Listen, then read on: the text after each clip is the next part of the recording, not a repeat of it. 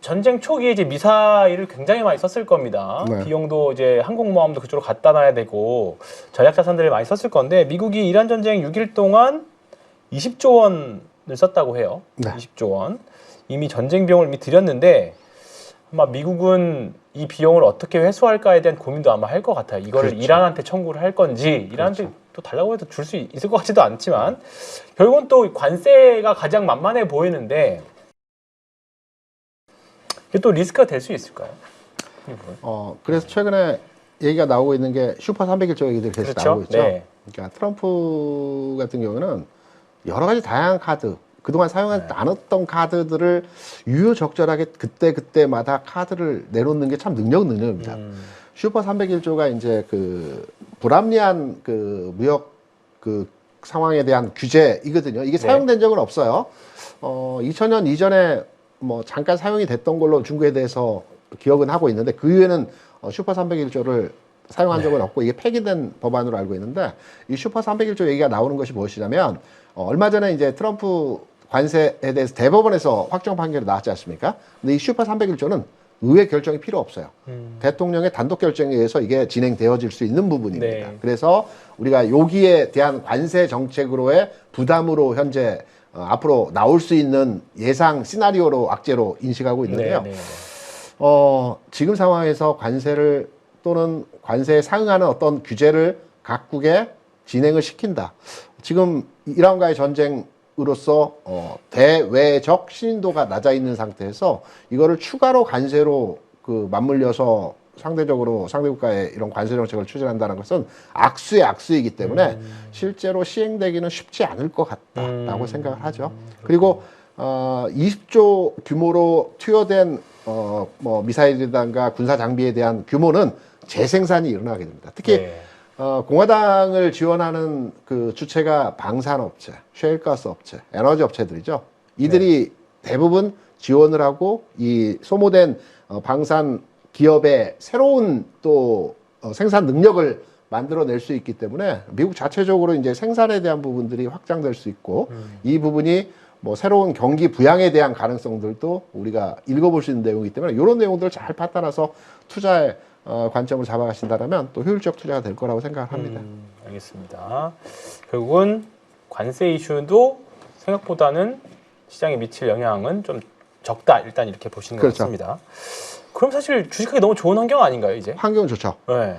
다만 이제 지금 이슈화되어진 내용이 이제 원유, 기름값의 상승, 그렇죠. 이 시장에 아직은 남아 있네요. 영향을 줬죠. 근데 우리가 본질적으로 과연 기름값이 상승하면 시장의 악재일까? 라는 점을 한번 되짚어 봐야 됩니다. 제가 기억하는 부분에 있어서 기름값의 상승은요, 주시장의 상승과 연동해서 진행이 되어지는 흐름들을 보여줬습니다. 우리가 이제 지난번에 125불까지 유가가 상승할 때 러시아 우크라이나 전쟁을 많이 생각하시죠. 그 그렇죠. 이전 단계에서 60불에서 80불, 90불까지 올라가는 과정에서는 주시장이 상승하면서 연동해서 올라갔거든요. 2004, 5, 6, 7, 8 이때 145불까지 유가가 올라갔습니다. 이때도 주시장이 올라가면서 유가가 같이 동조에 상승을 했습니다. 경기가 침체할 때는요, 유가 빠집니다. 그렇죠. 안 쓰니까. 물론 지금은 전쟁 이슈로 유가가 상승하고 있기 때문에 우리가 우려를 하고는 있는데요. 지금의 유가가 과연 비싼 수준에서의 높은 가격 수준에서의 유가일까요? 80불, 90불, 100불?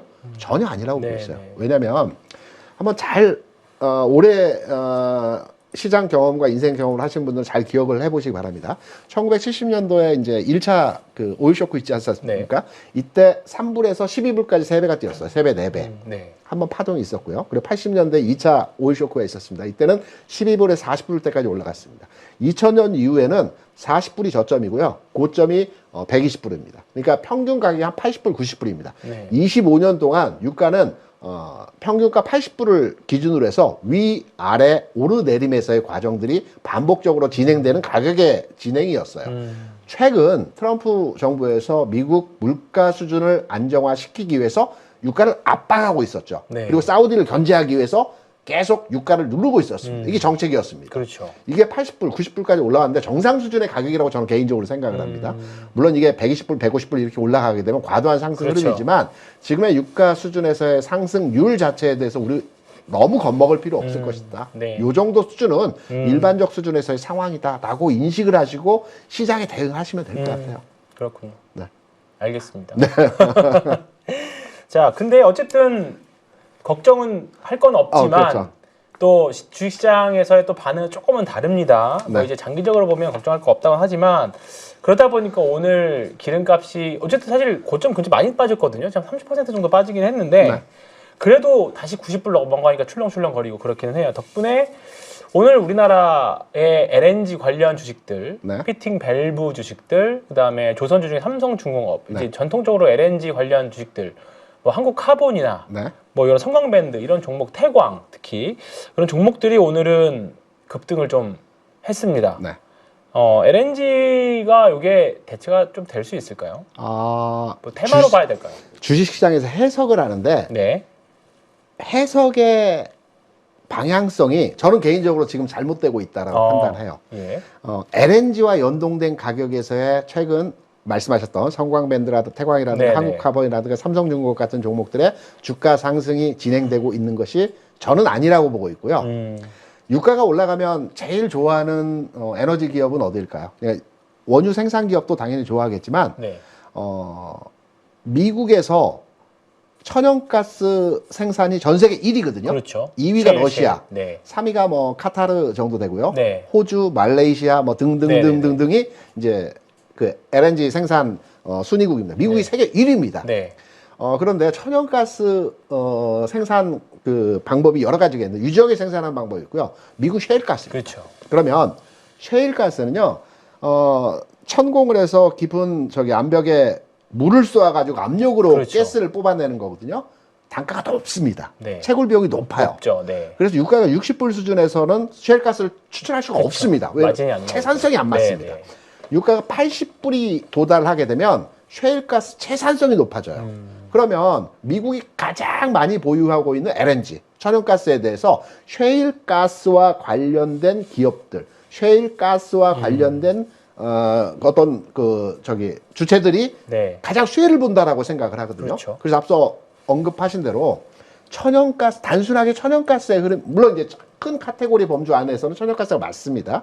그런데 앞서 말씀하신 것처럼 성광밴드, 태광, 그리고 뭐 포스코 인터내셔널 네, 마찬가지죠. 포스코 인터네. 그리고 뭐 삼성중공업은 약간 두 가지 궤적으로의 해석이 되어집니다. 네. 이거 원유 유조선 만드는 거와 이제 천연가스 관련인데 이거는 셰일가스 미국 생산이 늘어날 거이기 때문에 그래서 밸브가 나오는 거고요.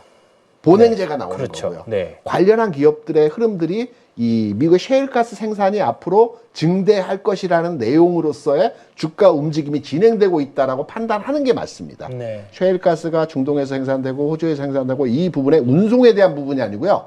미국에서 셰일가스의 생산이 이제 많아질 것이기 때문에 이와 관련된 기업들의 주가가 올라가고 있는 상태로 그렇죠. 네. 이해하시는 게 좀 더 그렇죠. 현실적이지 네. 않을까라고 생각합니다. 알겠습니다. 그래서 오늘 그래서 조선주 중에서도 조금 결이 좀 다르게 움직였고 전혀 다르죠. 네, 삼성중공업은 강했지만 네. 뭐 다른 조선주들은 상대적으로 약한 흐름들이었고 삼성중공업이 강한 이유는 네. 두 가지가 있어요. 앞서 잠깐 말씀드렸는데 네. 여타의 조선주들은 1%대의 상승을 보여줬지만 삼성중공업은 6, 7%의 상승을 그렇죠. 보여줬죠. 네. 이유가 있어요. 삼성중공업은 유조선을 만듭니다. 그러니까 그렇죠.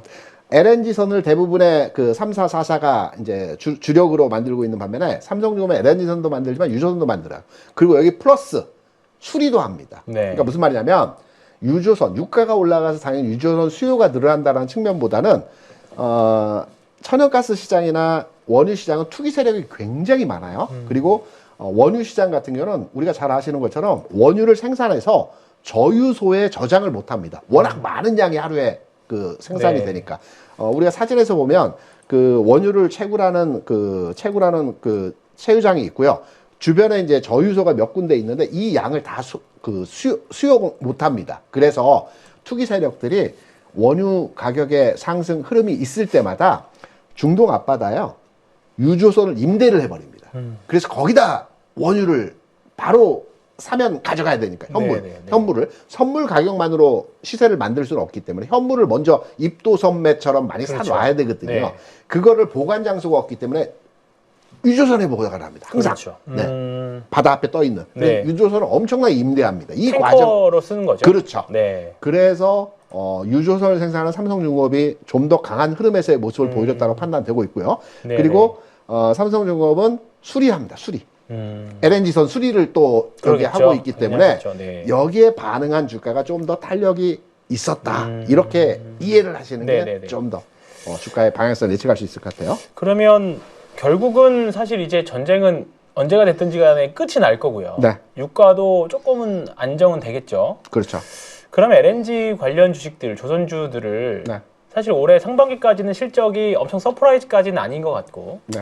그럼 LNG 관련 섹터들은 요 모멘텀 트레이딩으로 보는 게 나을까요? 아니면 조금은 뭐 길게 투자를 해도 될까? 이 구조 환경이 구조적으로 좀 바뀔 것 같아요. LNG 투자에 있어서는 좀 더 중장기적으로 봐도 된다라는 측면으로 저는 접근을 하고 있거든요. 왜냐하면 셰일가스 채산성이 80불이라고 말씀을 네네. 드렸는데 유가는 이제 80불 위에서 아마 진행이 되어질 것 같아요. 왜냐하면 셰일가스를 계속 채굴을 해야 되는 미국의 이제 입장에서 보게 되면 그렇다면 네. 우리가 이제 LNG 천연가스 관련주들에 대해서 이제 투자 관점으로 많이 접근을 하시는데 앞서 말씀드렸던 종목들에 대한 접근도 가능하고요. 네. 그런데 이 종목들이 주가가 좀 약간은 부담스러운 위치로의 상승 네. 과정들이 진행되고 있어요. 그래서 저는 개인적으로 이 천연가스, LNG 관련된 종목들에 대한 투자 관점으로 접근할 때 앞서 잠깐 언급을 드렸지만 그 LNG선 우리가 이제 선박을 건조하는 것에 대해서는 너무나도 잘 알고 많이 정보력을 가지고 네. 주위에서 알아볼 수 있는 내용들이 많아요. 그런데 선박도 그렇고 자동차도 그렇고 항공기도 그렇고 수리를 해야 되거든요. 그렇죠. 중간에서 운행을 하다가 수리를 해야 돼요. 근데 수리하는 기업들에 대한 내용들은 우리가 전혀 모르고 있단 말입니다. 네네. 수리하는 기업들도 있습니다. 근데 그래서 이 관련 기업들에 대한 투자로의 진행을 하시는 것이 네. 좀 더 저는 앞으로 그 천연가스와 관련된 내용으로 판단했을 때 효율적 투자가 되지 않을까라고 생각합니다. 알겠습니다. 그럼 종목을 물어보셔야죠. 네, 물어보려고 했는데 좀 부담스러우실까봐 그랬는데 아니. 참 저랑은 입장이 다르시니까 아. 종목을 조금 알려주십시오. 그 LNG선 수리를 네. 하는 기업은 이제 비상장이에요. 아. 성동조선하고 네. 그 삼강 SNC라는 회사가 네. 주로 수리를 많이 하고 네. 있거든요. 근데 여기서 이제 지분 구조 네. 측면에서의 그 한 종목 있습니다. 제가 두 종목, 성동조선하고 삼강 SNC가 네. 이제 비상장인데 수리 전문으로 네. 하는 기업이라고 말씀드렸지 않습니까? 삼강 SNC의 지분을 100% 가지고 있는 회사가 그 SK 오션 플랜트. 여기가 지분 다 가지고 네. 있어요. 그러면 상강 M&T가 SK 에코플랜트였나? 그랬던 오션 플랜트. 오션 플랜트가 있고 에코 플랜트가 있는데. 예, 그렇죠. 네. 오션 플랜트가 지분을 100% 가지고 있습니다. 그래서 그렇군요. 관련해서 연동한 흐름으로 수리에 대한 부분으로의 해석으로 접근하는 것도 하나의 투자 방법의 그렇군요. 접근이 아닐까. 오늘 7% 정도 네네. 상승을 했는데 바닥에서 빠졌다가 좀 많이 올라왔죠. 올라왔네요. 네. 네, 이 관련 주식들 잘 보시고 대응하시면 되겠습니다. 저희 2부에서는 이제 조금 잊혀졌었던 반도체와 관련된 내용들 이야기 또 해보도록 하겠습니다.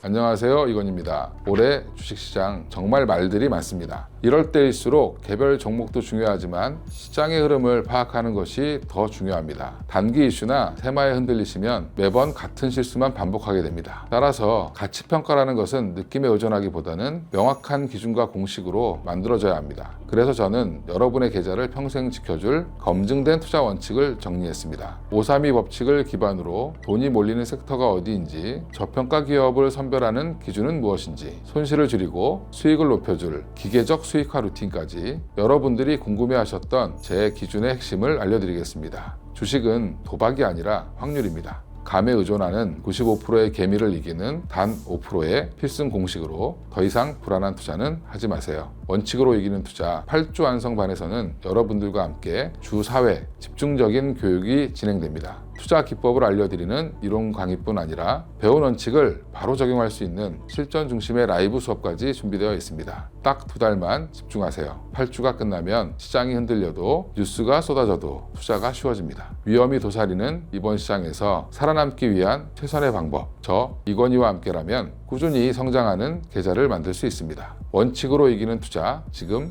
시작하세요.